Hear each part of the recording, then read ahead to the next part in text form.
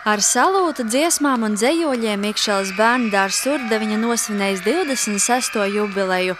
Šogad dzimšanas diena jau īpaši nozīmīga pašiem mazākajiem. 3 mēnešu garumā bērnu dārzs kolektīvs piedalījies lielās dāvanas tapšanā, veidojot multfilmas stāstu par Urdaviņas vēsturi. Braucu uz Rīgu ieskaņot filmiņu. Es biju lomā Žurka un Margrietiņa. Vajadzēja zīmēt daudz ko un arī ieskaņot Rīgā. Savus zīmējumus redzēji filmiņu skatoties? Jā. Braucu uz Rīgu ieskaņot, es biju lomiņā Margrietiņa un pelēkais kaķis. Bērnu sabiedrotie un tajā pat laikā skolotāji bija 3 radošas mākslinieces – Dzintra, Dace un Lauma. Skolotājs atzīst, darbs ar bērniem ir interesants, jo viņi strādā ar lielu aizrautību. Turklāt multfilmas ideja tapusi pateicoties radošajiem Urdaviņas audzēkņiem. Mums tikai vajadzēja drusciņi viņus ievirzīt, pārējo viņi izdarīja paši un cik daudz tūkstošiem to zīmējumiem. Tas jau vien ir rādītājs, ka viņi zīmēja cītīgi un ieinteresēti, uzklausot arī mūsu ieteikumus. Un bez tādas kopsadarbības jau patiesībā nav iespējams arī šāds darbiņš. Bērnu veiklumu runājot, ir ļoti skaisti, ka animācijas filmā viss notiek ļoti ātri. Teiksim, bērnu dārzs bērnu uzcēla pusotrā sekundē. Tur filmiņā.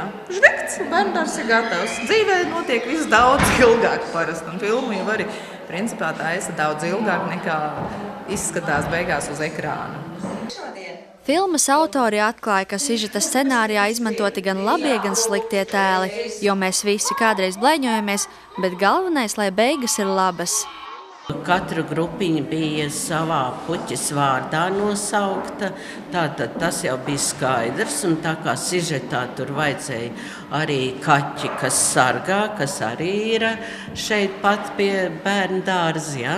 Un tad, ja viņš kaut ko sargā, tad arī tur vajadzēja arī tāds no kā sargāt.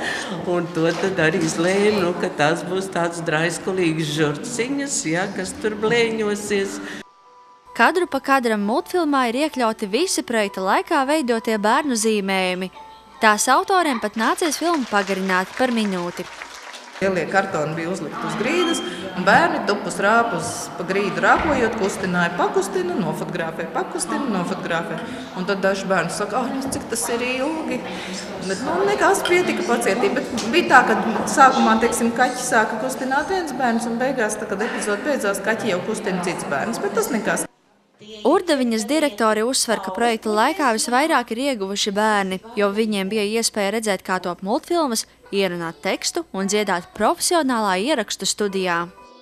Un īstenībā tā ir mūsu pamat dzīve, jo ja mēs visi esam kā puķīši šajā puķu dārzā, tad tas arī attainoja to mūsu dzīvi, kāda mēs šeit esam.